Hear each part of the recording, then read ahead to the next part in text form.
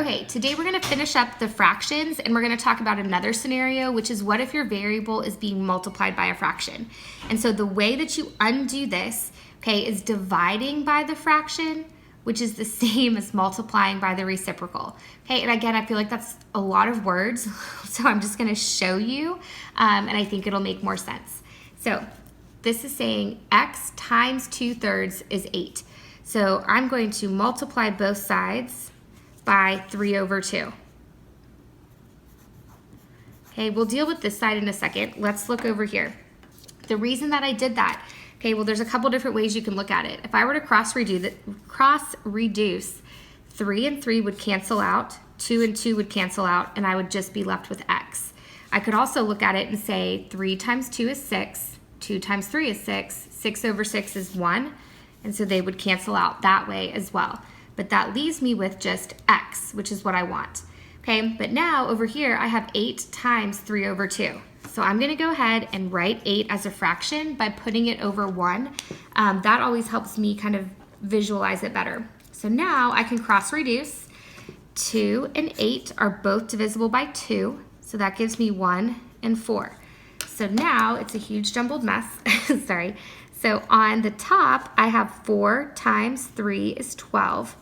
And in the denominator, I just have 1 times 1 is 1. And 12 over 1 is 12.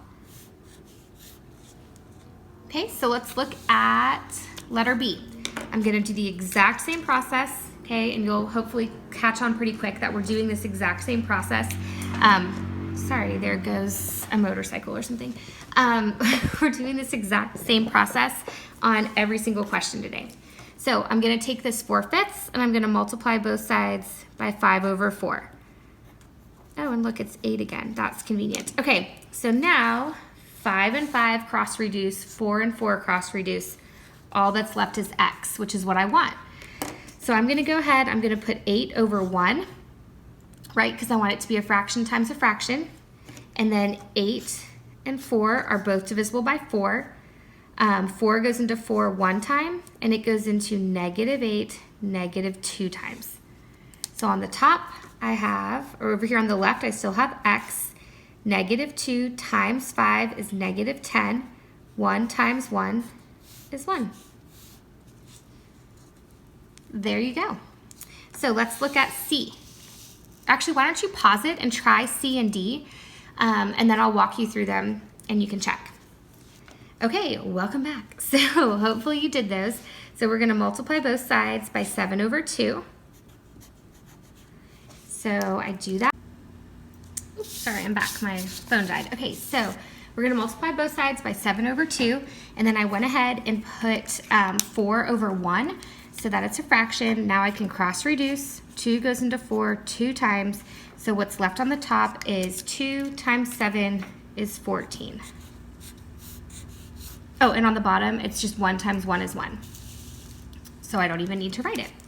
Letter D, we're going to multiply both sides by 8/3. Oh, I wrote that real close. Okay, and I turned 2 into a fraction by making it 2/1. Cancel, cancel, all that's left is x. So I'm left with x equals 2 times 8 is 16. 1 times 3 is 3. Okay, so now we have to think back to the wheel. How many times can 3 go into 16? It goes in 5 times with 1 left over. So that would be my final answer. Okay, and if you're like, whoa, where did that come from? Okay, think about it like this. 16 divided by 3. 3 goes into 16 5 times. 5 times 3 is 15. And then 1, right? We're not going to do any decimals or remainders. So it went in, 3 went into 16 5 whole times with 1/3 left over. Okay, let's look at letter E. Okay, thanks, Luke. We have a new puppy. So, okay, he's taking her out. On letter E, what we're going to do first, it's a two-step equation, right? We always want to add. You got her? Whatever's being subtracted. So we're going to undo the subtracting 12. Good girl, Rosie. Okay. Undo this subtracting 10 by adding 10 to both sides. So now I have 4/5x equals 12. So what I'm going to do next is multiply both sides by the reciprocal, right? By 5/4, just like I did on this side of the notes. Okay, so the only additional step is that adding 10. So I do that, 5 and 5 cancel, 4 and 4 cancel, and then 4 goes into 12 3 times. So what's left, this got all jumbled, is x equals 3 times 5 is 15, and on the bottom, 1 times 1 is 1. So 15. So letter F, first thing we're going to do is add 2 to both sides. So I have 1/3 C. Did she go? No, I don't think she has to go. Yeah, she does. Because she just walks in the room. I'm back. Sorry. We have a new puppy. So, and puppies always have to go out. So, we added 2 to both sides. So -5 plus 2 would be -3. Now I'm going to do exactly what I did on this left side of the notes. I'm going to multiply both sides by 3/1. Okay, what's 3/1? Isn't that the same thing as just 3? Yes, it is. So what I'm left with is C equals -9. Okay, and think about it. If what's 1/3 of -9? -3. And then -3 minus 2 is -5. So I know I got it right. So why don't you guys pause it, try G and H, and then come back and see if you got it right. Okay, first step on G, we're going to add 3 to both sides. So now I have -2/5 x equals 5 plus 3 was 8. So now I have to multiply both sides by 5/-2. And then what can I cross reduce? -2 goes into 8, -4 times.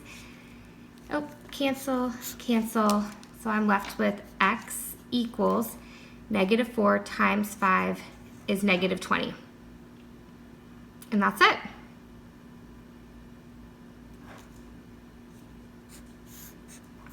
Okay, and then on to the next one is, on this one I'm going to add 2 to both sides first. So 3/4 x equals 4 plus 2 is 6. Now I'm going to multiply both sides by 4/3. And then I do that, and 4 and 4 cancel, 3 and 3 cancel. X equals, what can I cross reduce? 3 goes into 6 2 times. 2 times 4 is 8. And that would be my answer. Okay, so 3/4 of 8, right? If you have $8 and we divide it into 4 groups, 3 of them would be 6, right? So 3/4 of 8 is 6, and then 6 minus 2 is 4. So I know I got it right.